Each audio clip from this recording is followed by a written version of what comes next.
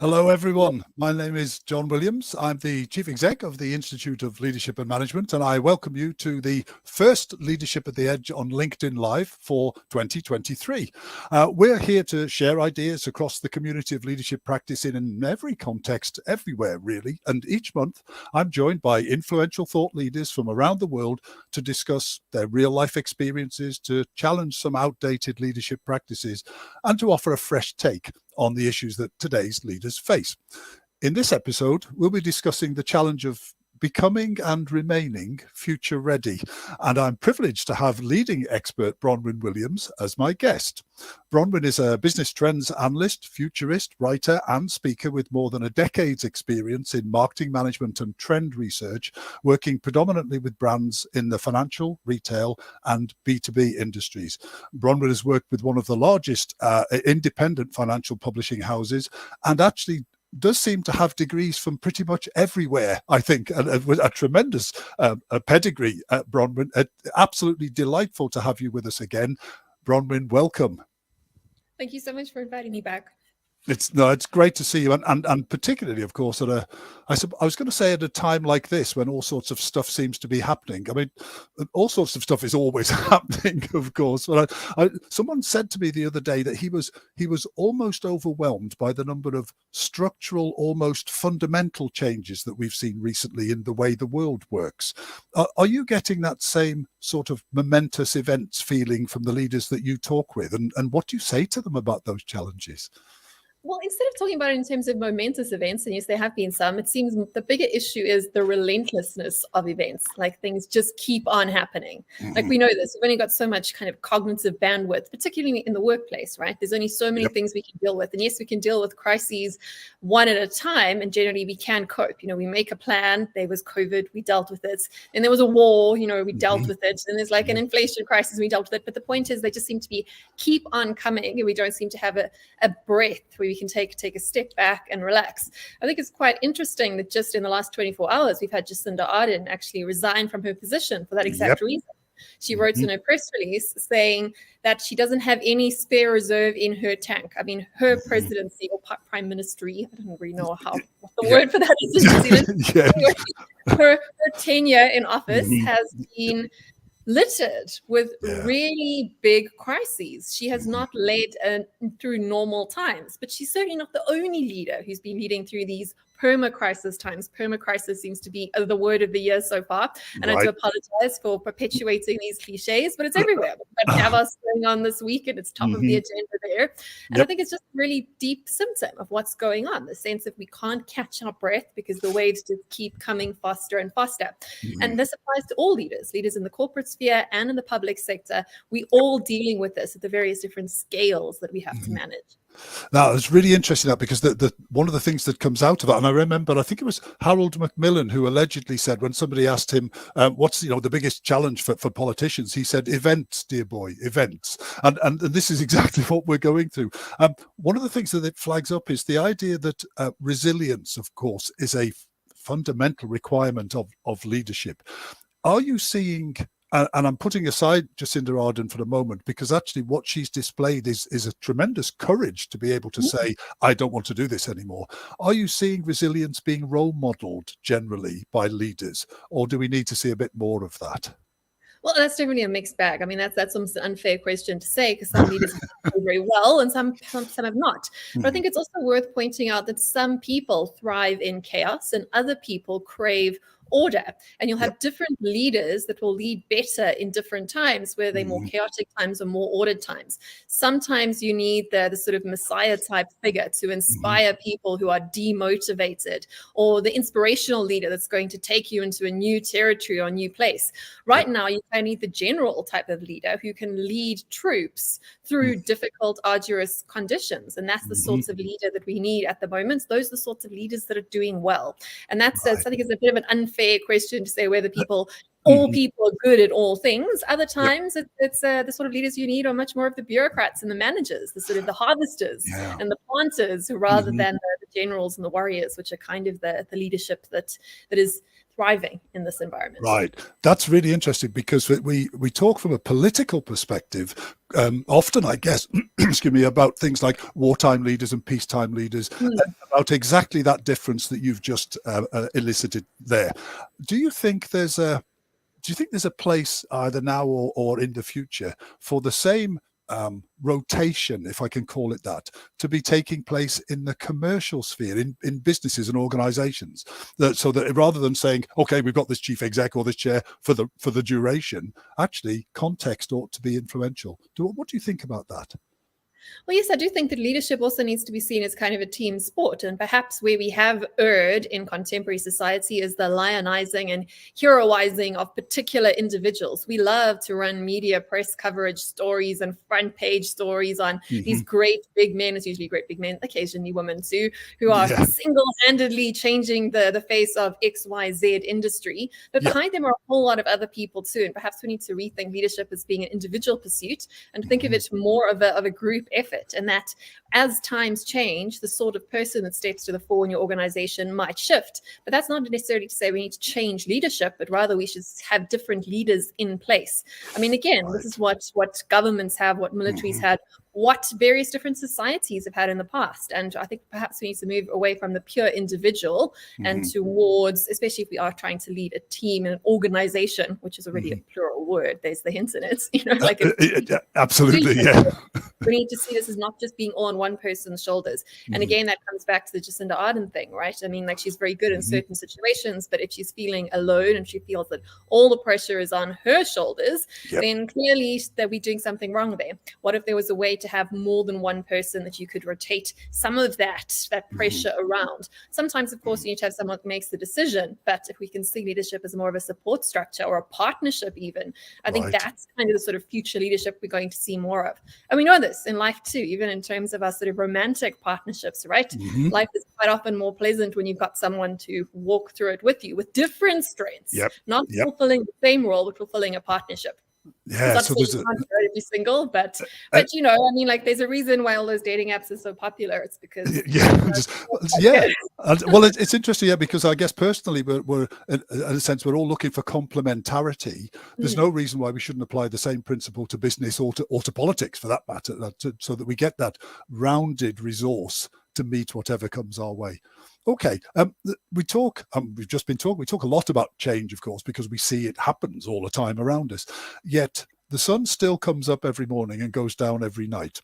Are there elements of our human future, do you think, which can be as enduringly reliable as day and night?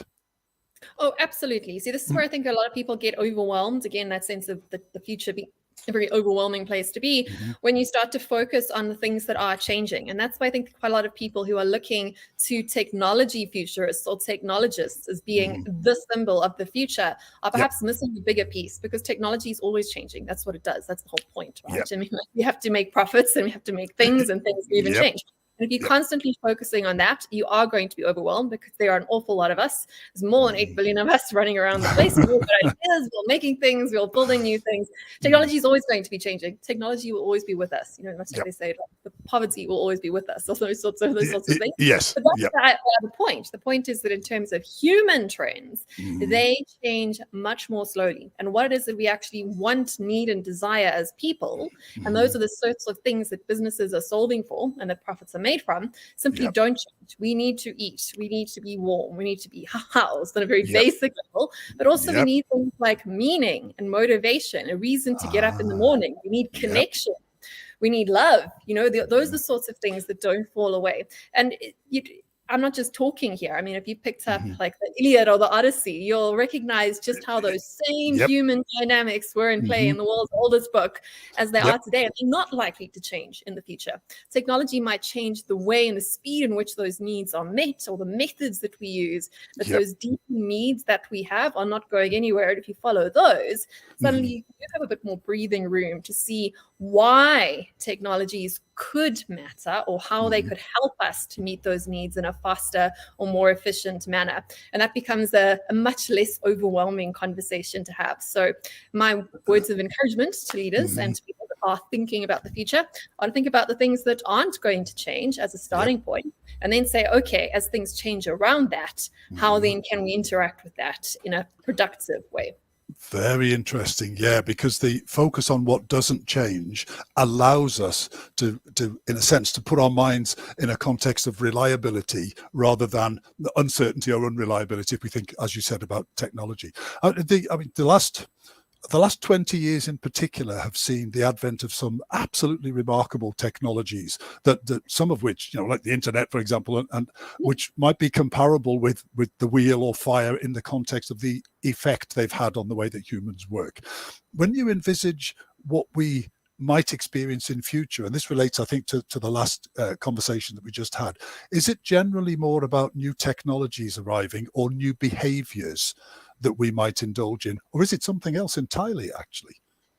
Well, it's kind of all of the above, isn't it? Right. So technology often speeds up what we want or what we're moving towards, but it doesn't change our base desires. It might change how those things are served or how they are satisfied. So if you kind of look at it from those two layers, you can always kind of get a picture of the sort of trajectory that we're on. Some of those trajectories are more scary than others. I think the AI condensation is everywhere at the moment. So I'll try not to talk about that today because everybody else is. And that's one of the things. If you start to pull on those threads, you can kind of see a certain trajectory towards even greater gratification of our needs, which is for me the most interesting thing with the whole generative technologies that we're getting. We're getting more of what we want faster.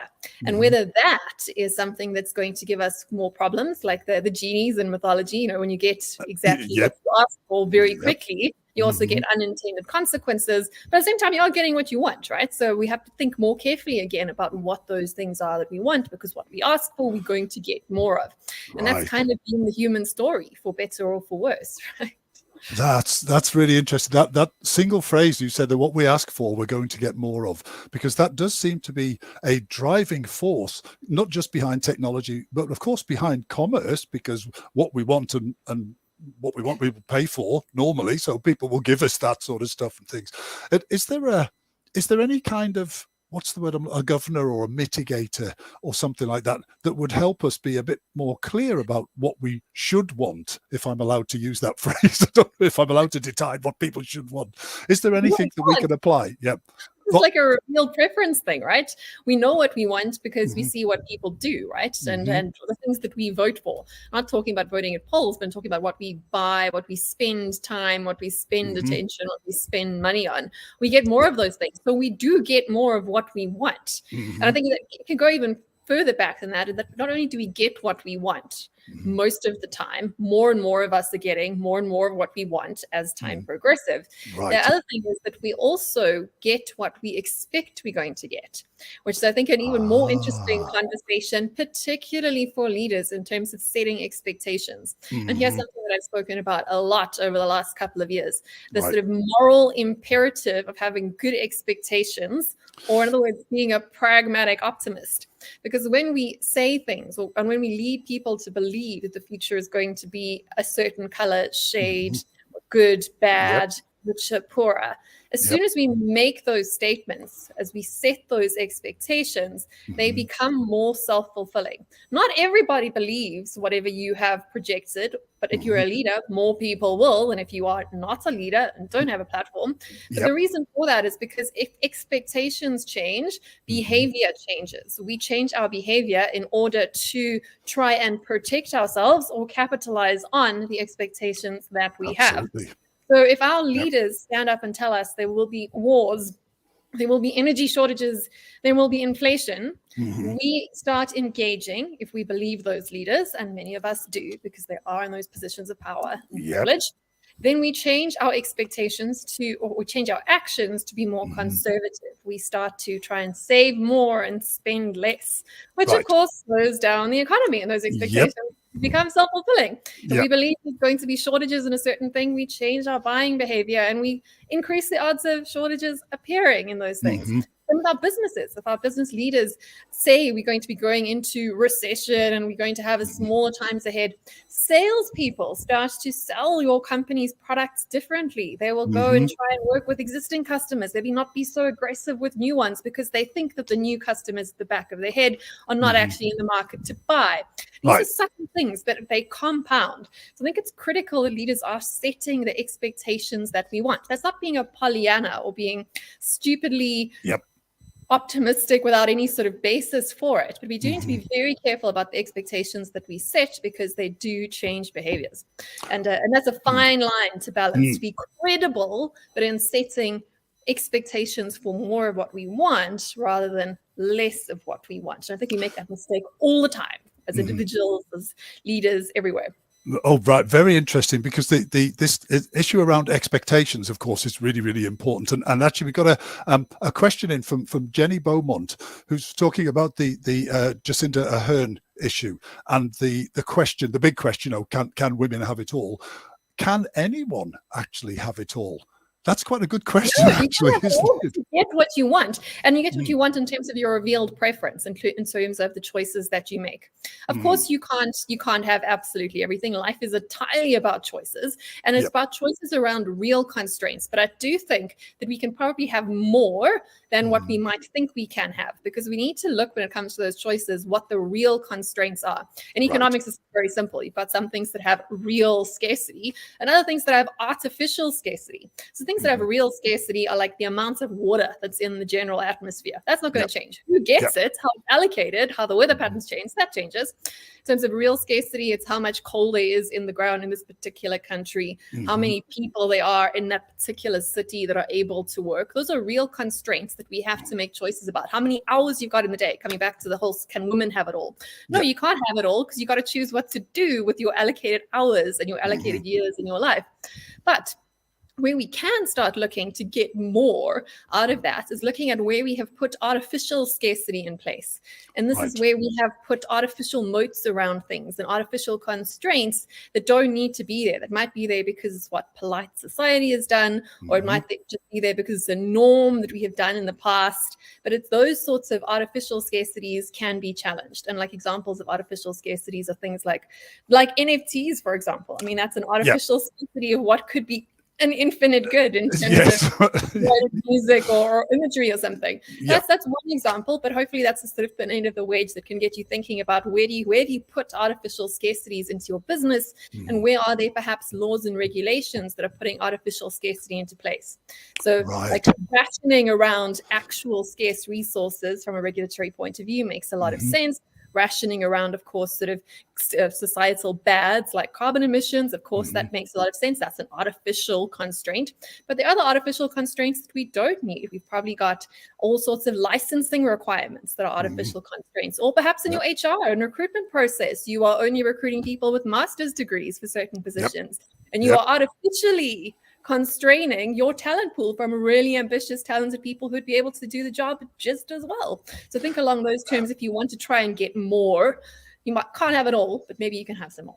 Very interesting, and certainly in terms of the artificial scarcity around recruitment, for example, I'm in the middle of a conversation. I'll call it a conversation on LinkedIn about the requirement for a degree in a particular field, and whether that creates a scarcity or locks people out that wouldn't otherwise. We as the Institute are in a conversation about whether or not we are creating artificial scarcity in part of our recruitment process. So I understand that.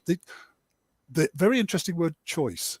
And I know that one of the concepts that you've done lots and lots of work on is this mindset of choosing not to choose.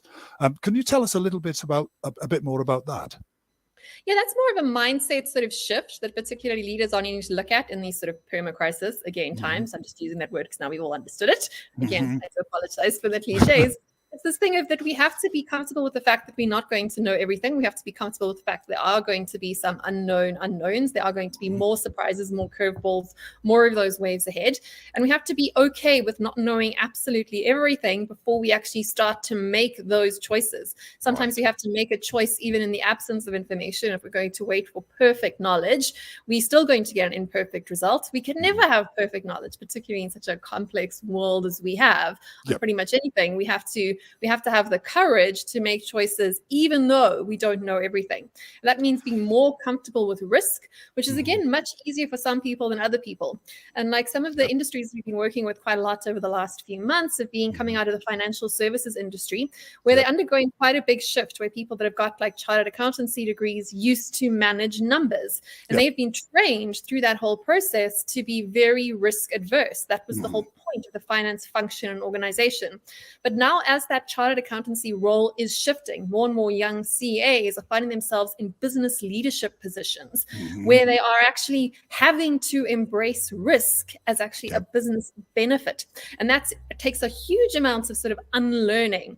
And we do find a lot of those people have been promoted into leadership positions. And you find that organizations that become too risk adverse also don't become quite resilient. It's quite ironic. It's the difference between positive and negative sustainability. Right. Negative sustainability, which is about sustaining and staying where you are, is actually not sustainable, because if everyone else is changing faster than you are, you become evolutionarily unfit for your industry, for your environment to participate in.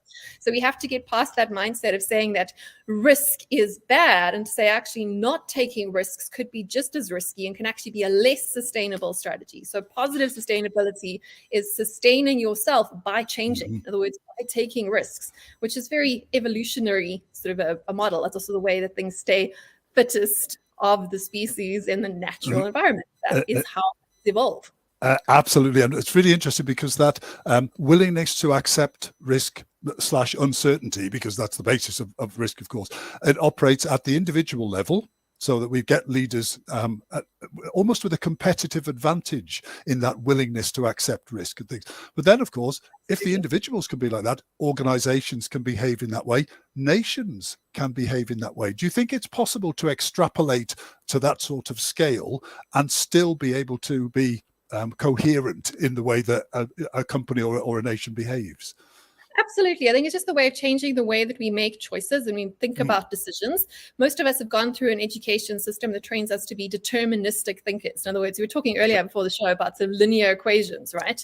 That's the sort of trades that you can kind of understand. It's like flipping a coin. We know it's either going to be heads or tails. There's a 50% chance it's going to land one or the other.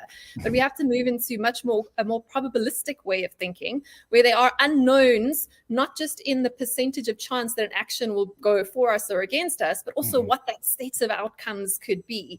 So it's about thinking rather in terms of like a horse race rather than just sort of flipping a coin, right? So like with the horse race, you don't know where the horse is even going to finish or which horse is going to. There's a whole lot of more choices. And that means that we can't make full predictions. It means that we can't just run like models, even if we use the most advanced technologies and put all those twins in place. We have to understand there's always going to be something missing from the model. And like that's where whole chaos theory comes in, and the butterfly effect and all those sorts of things. The very small changes we have not made perfect models. Then we make perfect model is to make an entire replica of everything in the universe, which is just impossible to do, right? So that means we have to understand that the models that we use and the equations we use to determine risk are likely going to fail us, but that's okay because everybody else is also operating in that environment of uncertainty.